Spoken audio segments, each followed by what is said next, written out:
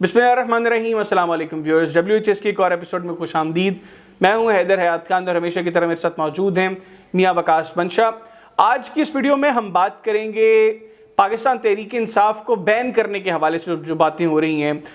कल वज़ीर-ए-आज़म शहबाज शरीफ साहब की ज़ेर सदारत जो एक अहम इजलास हुआ जिसमें इत्तेहादी जमातों के रहनुमा भी शरीक थे, वहाँ पर भी ये मुद्दा उठाया गया कौन सी जमातें हैं जिन्होंने इसकी मुखालफत की और वो कौन कौन सी जमातें हैं, सियासी जमातें जो इसकी हमायत करती हैं, क्यों करती हैं, अगर ये फ़ैसला होता है उसके मुस्तकबिल की सियासत पर इम्प्लिकेशंस क्या होंगे, ये हम डिस्कस करेंगे। फिर कल पार्लियामेंट का मुश्तरका इजलास होने जा रहा है, उस इजलास में कौन कौन सी अहम चीज़ें हैं जो मौजूदा पॉलिटिकल सिनेरियो को सामने रखते हुए, मौजूदा मौशी हालात को सामने रखते हुए डिस्कस हो सकती हैं, ये बात करेंगे। अस्सलाम वालेकुम वकास। वालेकुम सलाम हैदर, कैसे मिजाज हैं? खैरियत से? अल्हम्दुलिल्लाह। वकास, सबसे पहले तो क्या पाकिस्तान तहरीक इंसाफ को बतौर सियासी जमात बैन किया जा सकता है?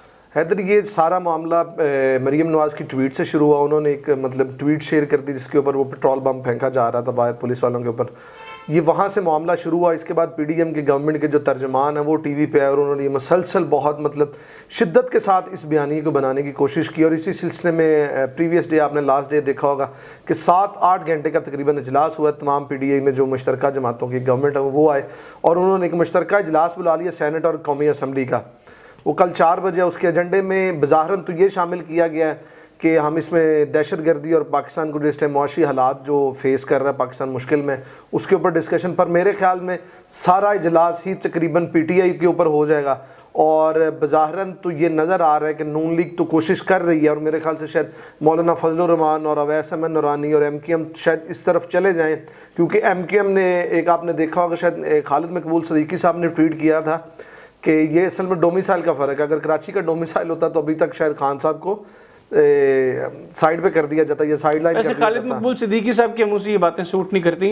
ये लोग जिस तरह पर्दे डाल के बैठे हुए हैं ना कि अल्ताफ हुसैन के दौर में ये जो सब कुछ करते रहे हैं, बिल्कुल आज ये बड़े बड़े बनते हैं कि जैसे हम जैसा तो मुहब्बे वतन कोई नहीं है। वो सर ला ताल्लुकी उस वक्त तो ये चूचे तो थे नहीं ना, मतलब छोटे से बच्चे तो थे नहीं ना जिस वक्त अल्ताफ हुसैन वाला सारा मामला चल रहा था। क्या कुछ नहीं करते थे 906 नहीं। असल में तो ये कहते हैं कि जो हमने किया, हमने जो बोया वो काटा।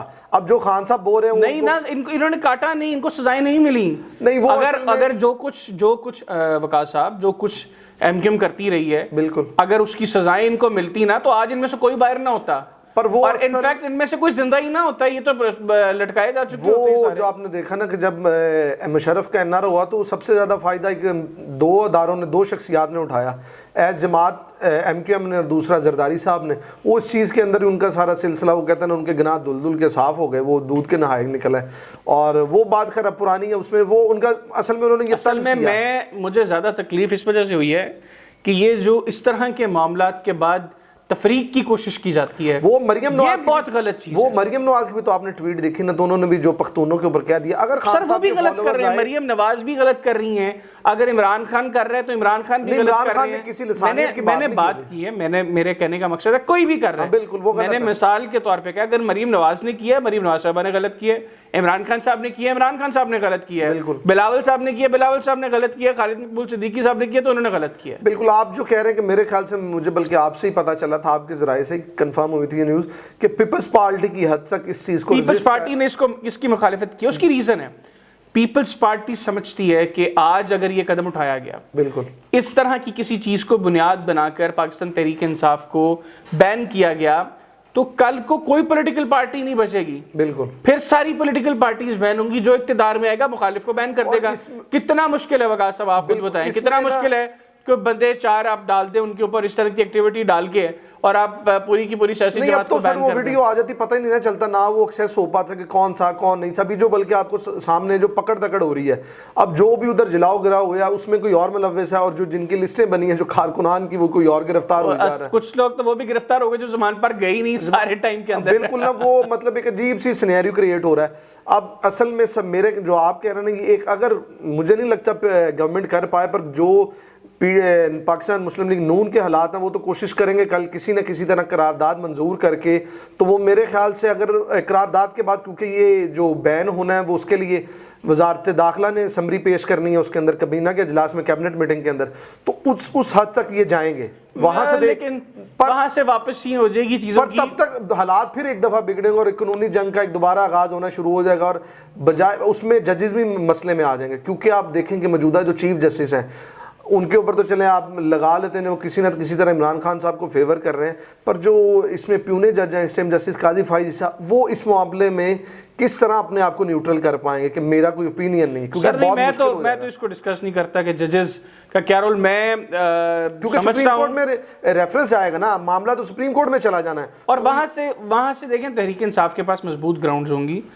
پہلی بات تو یہ ہونے ہی نہیں لگا, یہ اس کو اپروو نہیں کیا جائے گا. آج اگر یہ اپروو ہو گیا تو یہ لکھ لیں کہ ملک کی سیاست میں کل کو کوئی بڑی سیاسی جماعت نہیں قائم رہ سکے, بالکل ایک نیا پنڈارا باکس, وہ ایک نیا معاملہ شروع ہوگا اور وہ پھر کبھی ختم نہیں ہوگا. یہ تمام سیاسی جماعتیں ختم ہو جائیں گی, نہ رکنے والا. سیکنڈلی ان کیس حکومت یہ بھنڈ مار دیتی ہے, بالکل اگر حکومت نے یہ بھنڈ مار دیا, یہ 2 منٹ نہیں ٹکنا کورٹس کے اندر, وہاں سے پاکستان تحریک انصاف کلیئر ہو جائے گی. اور یہ ریزن نہیں ہے کہ تحریک انصاف کو کسی طرح کی کوئی ریلیف ملے گی کورٹ سے, ان سینس کہ ان کو فیور نہیں ملے گی. وہ پرچے اپنی جگہ پہ موجود ہیں, لیگل گراؤنڈز کے اوپر پاکستان تحریک انصاف جو ہے وہ کورٹس میں ان کو فیور مل جائے گی ان کیس یہ ہوتا ہے. تو بہرحال یہ نہیں ہونا چاہیے ملک کی سیاست میں. گزشتہ چند سالوں میں, بلکہ کل بھی ہم ڈسکس کر رہے تھے کہ یہ سیاسی جماعتیں اپوزیشن میں آ کے ان کا لہجہ اور ہوتا ہے, ان کی سوچ, ان کی اپروچ بڑی مختلف ہوتی ہے. جب یہ حکومت میں آ جاتے ہیں تو پھر وہ نشہ اقتدار کا, طاقت کا, کرسی کا, وہ پھر کہتے ہیں کل نو جو ہوئے گی وہ ویکھی جائے گی, تو کل نو پھر جو ہوئے گا انہوں نے ویکھنا پائے گا.